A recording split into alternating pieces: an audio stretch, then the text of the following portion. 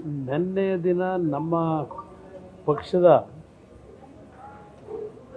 Core ಕಮಿಟಿಯ ಅಧ್ಯಕ್ಷರಾಗಿರ್ತಕ್ಕಂಥ G T ದೇವೇಗೌಡರು ಮತ್ತು ಹಲವಾರು ಕೋರ್ ಕಮಿಟಿ ಸದಸ್ಯರು, ಮಾಜಿ ಶಾಸಕರು, ಹಾಲಿ ಶಾಸಕರು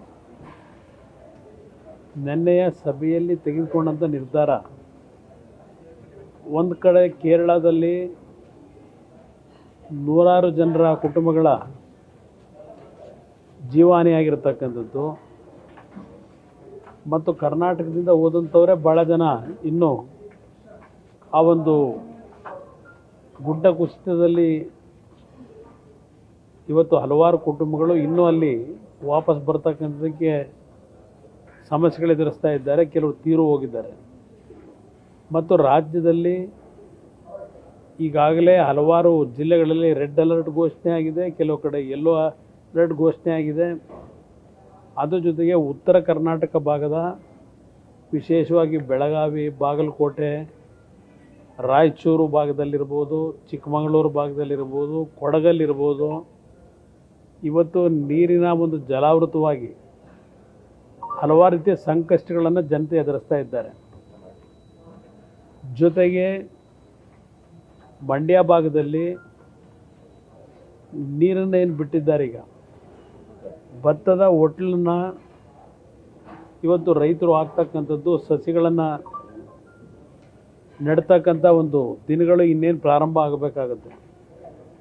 ಎಲ್ಲ ಕೃಷಿ ಚಟುವಟಿಕೆಗಳಲ್ಲಿ ಭಾಗವಹಿಸ್ತಕ್ಕಂಥ ಸಂದರ್ಭ ಏನಿದೆ, ಅದರ ಹಿನ್ನೆಲೆಯಲ್ಲಿ ನಮ್ಮ ಪಕ್ಷದ ಮುಖಂಡರುಗಳು ನಾಳೆಯ ಏನೋ ಒಂದು ಬಿ ಜೆ ಪಿಯ ನಾಯಕರುಗಳು ಪಾದಯಾತ್ರೆ ಆಗಬೇಕು ಅಂತಕ್ಕಂಥದ್ದು ಒಂದು ತೀರ್ಮಾನ ಏನು ಮಾಡ್ಕೊಂಡಿದ್ದಾರೆ.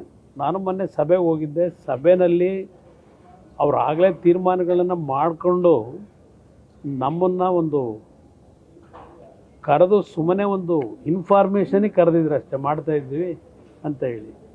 ಅವರು ಆಗಲೇ ಪೂರ್ವ ಸಿದ್ಧತೆಗಳು ಮಾಡ್ಕೊಂಡಿದ್ದಾರೆ. ಒಂದು ಭ್ರಷ್ಟಾಚಾರದ ವಿರುದ್ಧ ನಮ್ಮ ಹೋರಾಟ ಅಂತ ಹೇಳಿ ಅವ್ರ ಪಕ್ಷದ ನಿಲುವಿನಲ್ಲಿ, ಬಿ ಜೆ ಪಿ ನಿಲುವಿನಲ್ಲಿ ಅವರು ತೀರ್ಮಾನ ತಗೊಂಡು ಮಾಡ್ತಾ ಇದ್ದಾರೆ. ನಾವು ಜನತೆಯ ಸಮಸ್ಯೆಗಳು ಇವತ್ತೇನಿದೆ, ಆ ಸಮಸ್ಯೆಯ ಹಿನ್ನೆಲೆಯಲ್ಲಿ ನಮ್ಮ ಪಕ್ಷದ ಮುಖಂಡರುಗಳ ಒಂದು ಸಂಪೂರ್ಣವಾದಂಥ ಒಂದು ನಿಲುವು, ಇದು ಸೂಕ್ತವಾದಂಥ ಸಂದರ್ಭ ಅಲ್ಲ ಅಂತಕ್ಕಂಥ ನಿರ್ಧಾರದಿಂದ ಹಿಂದೆ ಸರಿದಿದ್ದೇವೆ. ಇವತ್ತು ಇನ್ನೂ ಹಲವಾರು ಸಮಸ್ಯೆಗಳನ್ನು ನಾಡಿನ ಜನತೆ ಎದುರಿಸ್ತಾ ಇದ್ದಾರೆ. ಈ ಸಂದರ್ಭದಲ್ಲಿ ಇದು ಎಲ್ಲೋ ಒಂದು ಕಡೆ ಜನಸಾಮಾನ್ಯರ ಒಂದು ಬೆಂಬಲ ಪಡೆಯತಕ್ಕಂಥದ್ದು ಎಲ್ಲೋ ಒಂದು ಕಡೆ ಸಮಸ್ಯೆಗಳಾಗ್ತವೆ.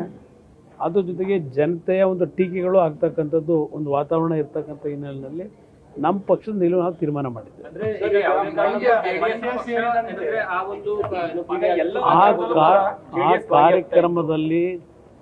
ಆ ಕಾರ್ಯಕ್ರಮದಲ್ಲಿ ಜನತೆಯ ಭಾವನೆಗಳು ಮುಖ್ಯ. ನನಗೆ ಆ ಭಾಗದ ಜನರ ಭಾವನೆ, ನಾಡಿನ ಜನತೆಯ ಸಮಸ್ಯೆಗಳು, ಇದು ಮುಖ್ಯ ನನಗಿಲ್ಲಿ.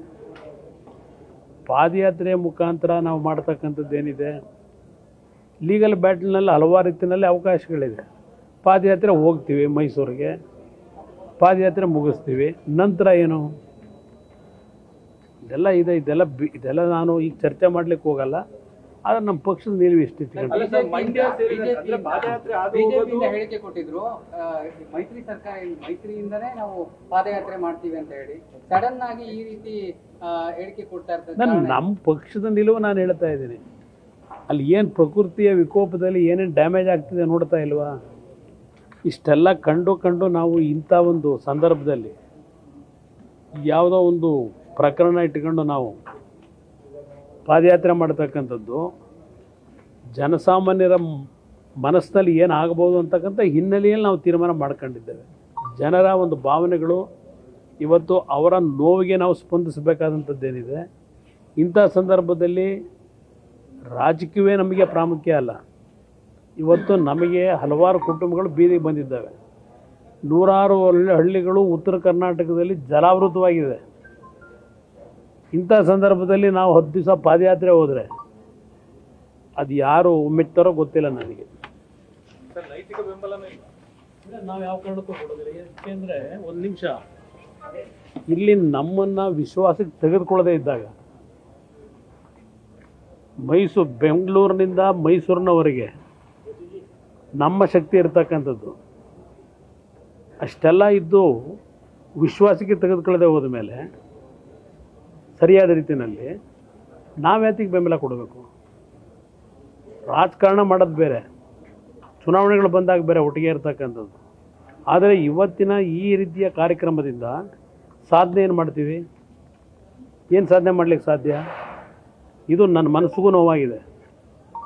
ಯಾವ ರೀತಿ ನಡ್ಕೊಂಡಿದ್ದಾರೆ ಇವರು. ಈ ಪಾದಯಾತ್ರೆಯನ್ನು ಕಾರ್ಯಕ್ರಮದ ಮುಖ್ಯಸ್ಥರುಗಳನ್ನು ಯಾರು ಮಾಡ್ಕೊಂಡಿದ್ದಾರೆ? Who is that Preetham Gowda? ದೇವೇಗೌಡರ ಕುಟುಂಬವನ್ನು ಸರ್ವನಾಶ ಮಾಡಲಿಕ್ಕೆ ಹೋದಂಥವನ್ನ ಸಭೆ ಕರೆದು ಕೂರಿಸ್ಕೋತಾರೆ, ನನ್ನ ಸಭೆ ಕರೀತಾರೆ. ನನಗೂ ಸಹಿಸ್ಕೊಳ್ಳಿಕ್ಕೆ ಒಂದು ಹಿತಿಮಿತಿ ಇದೆ. ಯಾರ ಕಾರಣ ಆ ಪೆನ್ ಡ್ರೈವ್ಗಳನ್ನ ಬೀದಿ ಹಂಚಲಿಕ್ಕೆ? ಇಂಥವ್ರನ್ನ ನನ್ನನ್ನು ಸಭೆ ಕರೀತಾರೆ, ಅವ್ನ ಪಕ್ಕದಲ್ಲಿ ಕೂರಿಸ್ಕೊಂಡು ಮೀಟಿಂಗ್ ಮಾಡ್ಲಿಕ್ಕೆ ಕರೀತಾರೆ ನನ್ನನ್ನು. ನಮ್ಮ ಕುಟುಂಬಕ್ಕೆ ವಿಷ ಆಗ್ತಕ್ಕಂಥವ್ರನ್ನ ಜೊತೆಲಿ ಕೂರಿಸ್ಕೊಂಡು ಇವತ್ತು ಇದಕ್ಕೆ ನಮ್ಮ ಬೆಂಬಲ ಕೇಳ್ತಾರ? ಗೊತ್ತಿಲ್ಲ ಅವರಿಗೆ ಅಲ್ಲಿ ಏನೇ ಆಗಿದೆ ಅಂತ ಹಾಸನದಲ್ಲಿ. ಯಾರಿದಕ್ಕೆ ಕಾರಣ? ನ್ಯೂಸ್ ಫಸ್ಟ್ ನಿರ್ಭೀತಿಯಿಂದ ನಿಮ್ಮ ಪರವಾಗಿ.